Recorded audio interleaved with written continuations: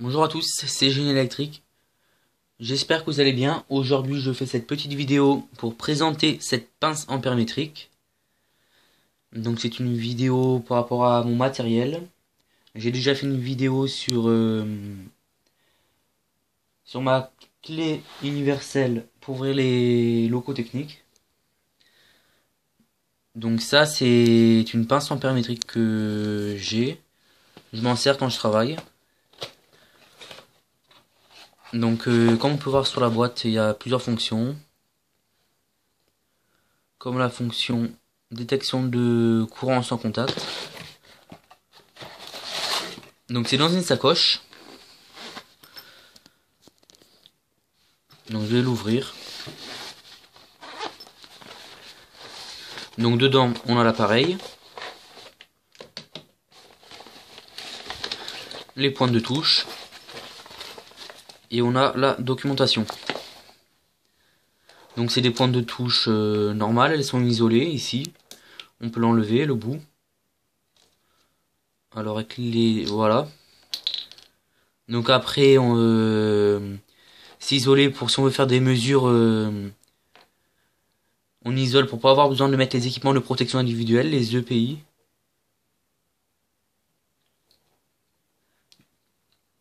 Et après si on enlève ça, après c'est on a le risque de toucher une pièce nue sous tension, PNST. Donc du coup on se sert des équipements de protection individuelle pour faire la mesure. Donc il fait pince ampère métrique, on a juste à glisser dedans la pince ici une phase pour mesurer par exemple sur un moteur. Il y a un moteur asynchrone, donc pour ça il faut le calibrer ici. Donc il y a un rétroéclairage pour l'écran. C'est assez pratique.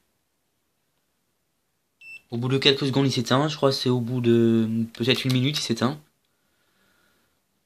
Et quand on mesure un ampérage, il y a la lampe à l'avant qui s'allume.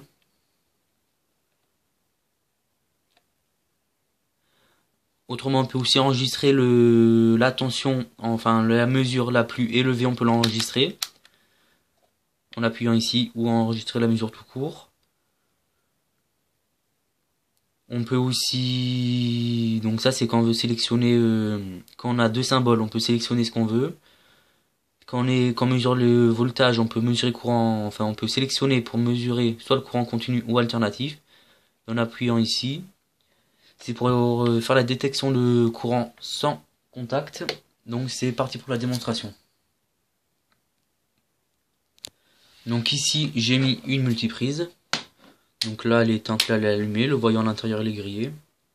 Enfin il est presque grillé, ça s'allume un tout petit peu. Bref, donc si j'appuie dessus, ça, il se passe rien. Donc là je suis bien appuyé. Et s'il m'approche, ça sonne.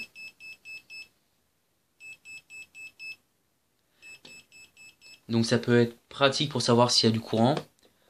Après, on n'est pas sûr que ça, qu'il y a bien du courant. Il faut quand même faire une VAT si on va intervenir à l'intérieur d'une armoire électrique. Donc la VAT, c'est la vérification d'absence de tension. Donc après, on a les points de touche, rien de si particulier. Donc peut-être que dans les jours qui vont suivre, je ferai une petite vidéo pour montrer, pour mesurer avec la pince ampère métrique autour des différents enroulements du moteur, enfin entre les différentes phases, entre les trois phases, L1, L2 et L3, sur un moteur asynchrone. Après je vous montrerai aussi comment mesurer en continuité les différents enroulements d'un moteur.